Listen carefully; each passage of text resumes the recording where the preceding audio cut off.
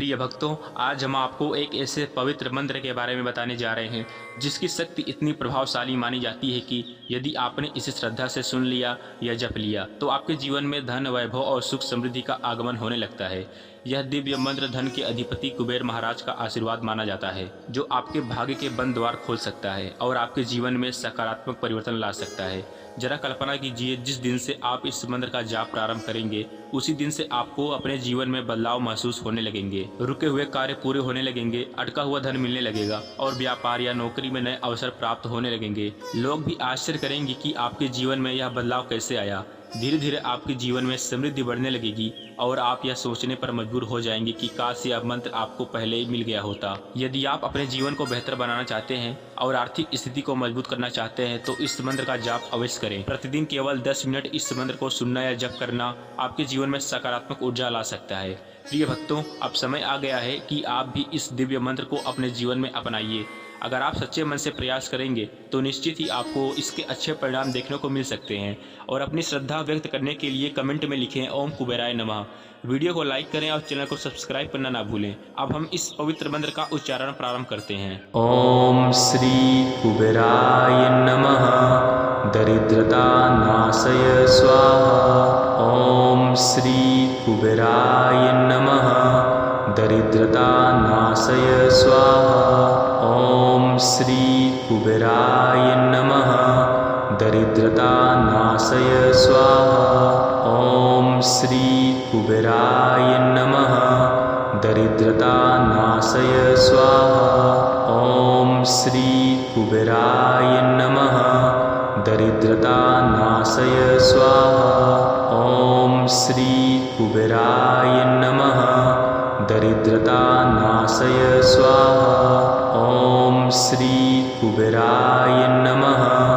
दरिद्रता नाशय स्वाहा। ओम श्री कुबेराय नमः। दरिद्रता नाशय स्वाहा। ओम श्री कुबेराय नमः। दरिद्रता नाशय स्वाहा। ओम श्री कुबेराय नमः। दरिद्रता नाशय स्वाहा। ओम श्री कुबेराय नमः। दरिद्रता नाशय स्वाहा। ओम श्री कुबेराय नमः। दरिद्रता नाशय स्वाहा। ओम श्री कुबेराय नमः। दरिद्रता नाशय स्वाहा। ओम श्री कुबेराय नमः। दरिद्रता नाशय स्वाहा।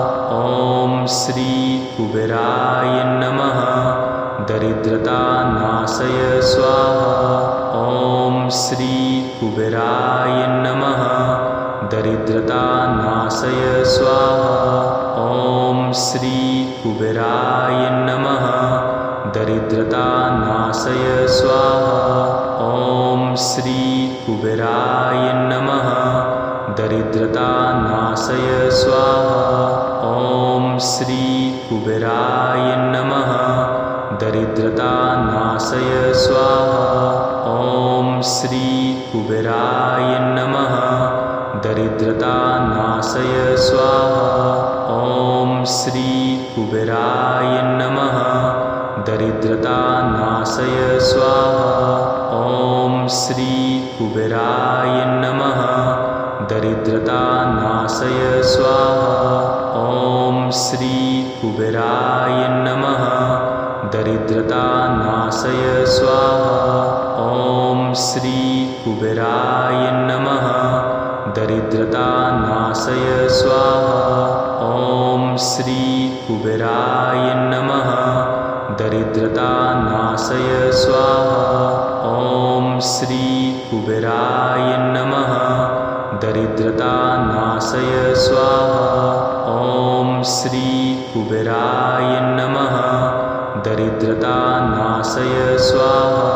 ओम श्री कुबेराय नमः। दरिद्रता नाशय स्वाहा। ओम श्री कुबेराय नमः। दरिद्रता नाशय स्वाहा। ओम श्री कुबेराय नमः। दरिद्रता नाशय स्वाहा। ॐ श्री कुबेराय नमः। दरिद्रतानाशय स्वाहा। ॐ श्री कुबेराय नमः। दरिद्रतानाशय स्वाहा। ॐ श्री कुबेराय नमः। दरिद्रतानाशय स्वाहा। ॐ श्री कुबेराय नमः। दरिद्रतानाशय स्वाहा। ॐ श्री कुबेराय नमः। दरिद्रतानाशय स्वाहा। ॐ श्री कुबेराय नमः। दरिद्रतानाशय स्वाहा। ॐ श्री कुबेराय नमः। दरिद्रतानाशय स्वाहा। ॐ श्री कुबेराय नमः। दरिद्रतानाशय स्वाहा। ॐ श्री कुबेराय नमः। दरिद्रतानाशय स्वाहा। ॐ श्री कुबेराय नमः। दरिद्रतानाशय स्वाहा। ॐ श्री कुबेराय नमः। दरिद्रतानाशय स्वाहा। ॐ श्री कुबेराय नमः। दरिद्रतानाशय स्वाहा। ॐ श्री कुबेराय नमः। दरिद्रतानाशय स्वाहा। ॐ श्री कुबेराय नमः। दरिद्रतानाशय स्वाहा। ॐ श्री कुबेराय नमः। दरिद्रतानाशय स्वाहा। ॐ श्री कुबेराय नमः। दरिद्रतानाशय स्वाहा। ॐ श्री कुबेराय नमः। दरिद्रतानाशय स्वाहा। ॐ श्री कुबेराय नमः। दरिद्रतानाशय स्वाहा। ॐ श्री कुबेराय नमः। दरिद्रतानाशय स्वाहा। ॐ श्री कुबेराय नमः। दरिद्रतानाशय स्वाहा। ॐ श्री कुबेराय नमः। दरिद्रतानाशय स्वाहा। ॐ श्री कुबेराय नमः। दरिद्रतानाशय स्वाहा। ॐ श्री कुबेराय नमः। दरिद्रतानाशय स्वाहा। ॐ श्री कुबेराय नमः। दरिद्रतानाशय स्वाहा। ॐ श्री कुबेराय नमः। दरिद्रतानाशय स्वाहा। ॐ श्री कुबेराय नमः। दरिद्रतानाशय स्वाहा। ॐ श्री कुबेराय नमः। दरिद्रतानाशय स्वाहा। ॐ श्री कुबेराय नमः। दरिद्रतानाशय स्वाहा। ॐ श्री कुबेराय नमः। दरिद्रतानाशय स्वाहा। ॐ श्री कुबेराय नमः। दरिद्रतानाशय स्वाहा। ॐ श्री कुबेराय नमः। दरिद्रतानाशय स्वाहा। ॐ श्री कुबेराय नमः। दरिद्रतानाशय स्वाहा। ॐ श्री कुबेराय नमः। दरिद्रतानाशय स्वाहा। ॐ श्री कुबेराय नमः। दरिद्रतानाशय स्वाहा। ॐ श्री कुबेराय नमः। दरिद्रतानाशय स्वाहा। ॐ श्री कुबेराय नमः। दरिद्रतानाशय स्वाहा। ॐ श्री कुबेराय नमः। दरिद्रतानाशय स्वाहा। ॐ श्री कुबेराय नमः। दरिद्रतानाशय स्वाहा। ॐ श्री कुबेराय नमः। दरिद्रतानाशय स्वाहा। ॐ श्री कुबेराय नमः। दरिद्रतानाशय स्वाहा। ॐ श्री कुबेराय नमः। दरिद्रता नाशय स्वाहा। ॐ श्री कुबेराय नमः। दरिद्रता नाशय स्वाहा। ॐ श्री कुबेराय नमः। दरिद्रता नाशय स्वाहा। ॐ श्री कुबेराय नमः। दरिद्रता नाशय स्वाहा।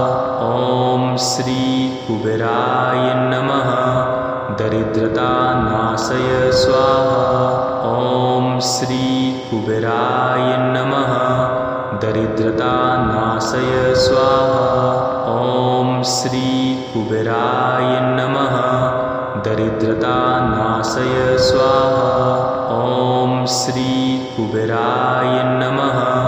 दरिद्रता नाशय स्वाहा। ॐ श्री कुबेराय नमः। दरिद्रता नाशय स्वाहा। ॐ श्री कुबेराय नमः। दरिद्रता नाशय स्वाहा। ॐ श्री कुबेराय नमः। दरिद्रता नाशय स्वाहा। ॐ श्री कुबेराय नमः। दरिद्रता नाशय स्वाहा। ॐ श्री कुबेराय नमः। दरिद्रता नाशय स्वाहा। ॐ श्री कुबेराय नमः। दरिद्रता नाशय स्वाहा। ॐ श्री कुबेराय नमः। दरिद्रता नाशय स्वाहा। ॐ श्री कुबेराय नमः। दरिद्रता नाशय स्वाहा। ॐ श्री कुबेराय नमः। दरिद्रता नाशय स्वाहा। ॐ श्री कुबेराय नमः। दरिद्रता नाशय स्वाहा। ॐ श्री कुबेराय नमः। दरिद्रता नाशय स्वाहा। ॐ श्री कुबेराय नमः। दरिद्रता नाशय स्वाहा। ॐ श्री कुबेराय नमः। दरिद्रता नाशय स्वाहा। ॐ श्री कुबेराय नमः। दरिद्रता नाशय स्वाहा।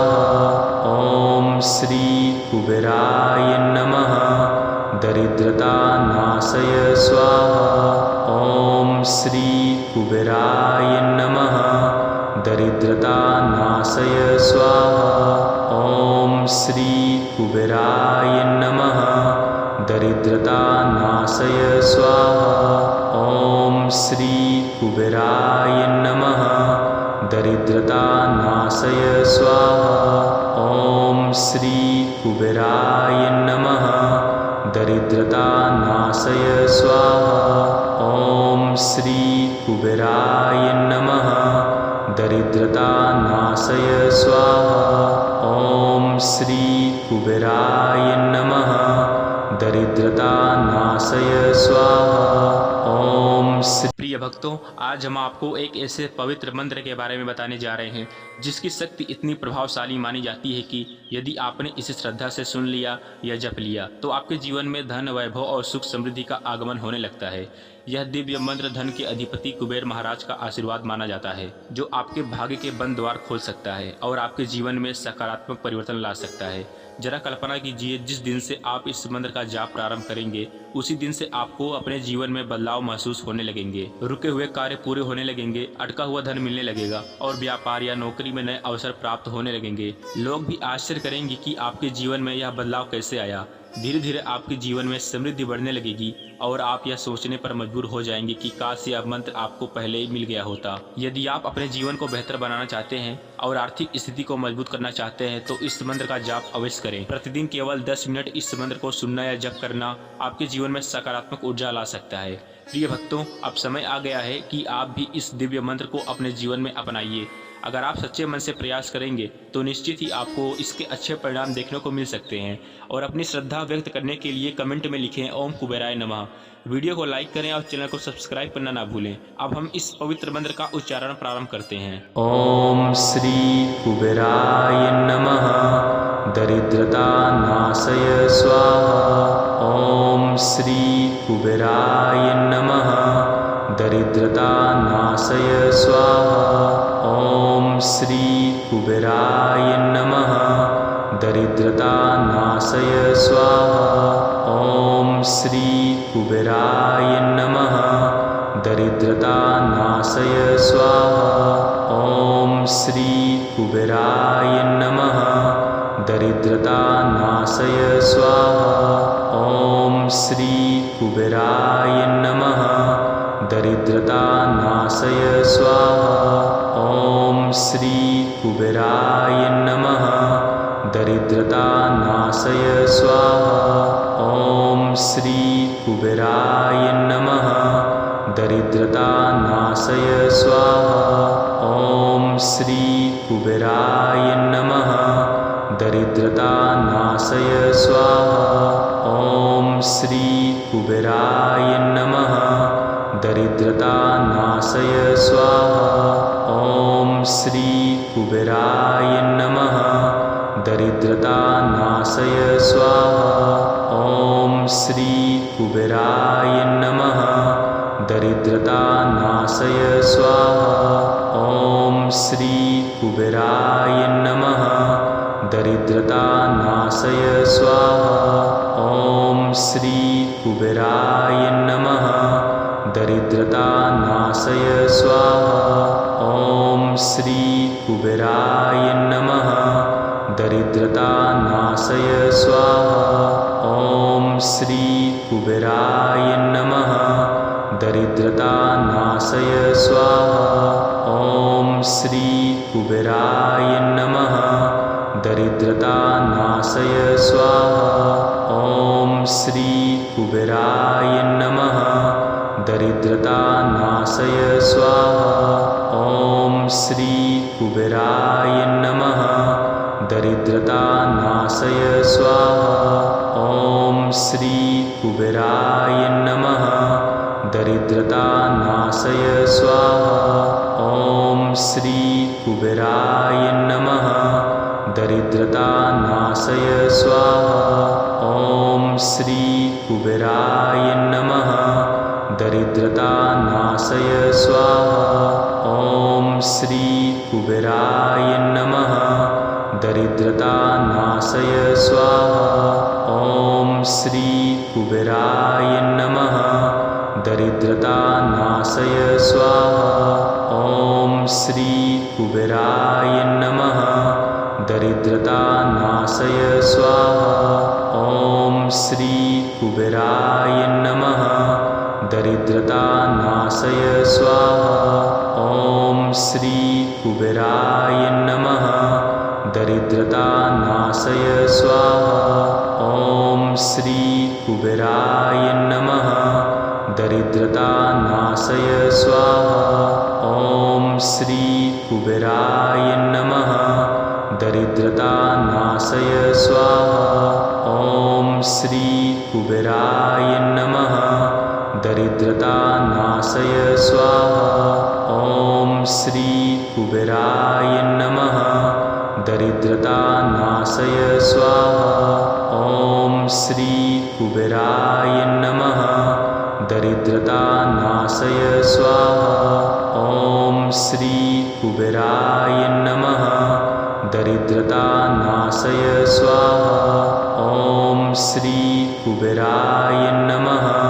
दरिद्रतानाशय स्वाहा। ॐ श्री कुबेराय नमः। दरिद्रतानाशय स्वाहा। ॐ श्री कुबेराय नमः। दरिद्रतानाशय स्वाहा। ॐ श्री कुबेराय नमः। दरिद्रतानाशय स्वाहा। ॐ श्री कुबेराय नमः। दरिद्रतानाशय स्वाहा। ॐ श्री कुबेराय नमः। दरिद्रतानाशय स्वाहा। ॐ श्री कुबेराय नमः। दरिद्रतानाशय स्वाहा। ॐ श्री कुबेराय नमः। दरिद्रतानाशय स्वाहा। ॐ श्री कुबेराय नमः। दरिद्रतानाशय स्वाहा। ॐ श्री कुबेराय नमः। दरिद्रतानाशय स्वाहा। ॐ श्री कुबेराय नमः। दरिद्रतानाशय स्वाहा। ॐ श्री कुबेराय नमः। दरिद्रतानाशय स्वाहा। ॐ श्री कुबेराय नमः। दरिद्रतानाशय स्वाहा। ॐ श्री कुबेराय नमः। दरिद्रतानाशय स्वाहा। ॐ श्री कुबेराय नमः। दरिद्रतानाशय स्वाहा। ॐ श्री कुबेराय नमः। दरिद्रतानाशय स्वाहा। ॐ श्री कुबेराय नमः। दरिद्रतानाशय स्वाहा। ॐ श्री कुबेराय नमः। दरिद्रतानाशय स्वाहा। ॐ श्री कुबेराय नमः। दरिद्रतानाशय स्वाहा। ॐ श्री कुबेराय नमः। दरिद्रतानाशय स्वाहा। ॐ श्री कुबेराय नमः। दरिद्रतानाशय स्वाहा। ॐ श्री कुबेराय नमः। दरिद्रतानाशय स्वाहा। ॐ श्री कुबेराय नमः। दरिद्रतानाशय स्वाहा। ॐ श्री कुबेराय नमः। दरिद्रतानाशय स्वाहा। ॐ श्री कुबेराय नमः। दरिद्रतानाशय स्वाहा। ॐ श्री कुबेराय नमः। दरिद्रतानाशय स्वाहा। ॐ श्री कुबेराय नमः। दरिद्रतानाशय स्वाहा। ॐ श्री कुबेराय नमः। दरिद्रतानाशय स्वाहा। ॐ श्री कुबेराय नमः। दरिद्रतानाशय स्वाहा। ॐ श्री कुबेराय नमः। दरिद्रतानाशय स्वाहा। ॐ श्री कुबेराय नमः। दरिद्रतानाशय स्वाहा। ॐ श्री कुबेराय नमः। दरिद्रतानाशय स्वाहा।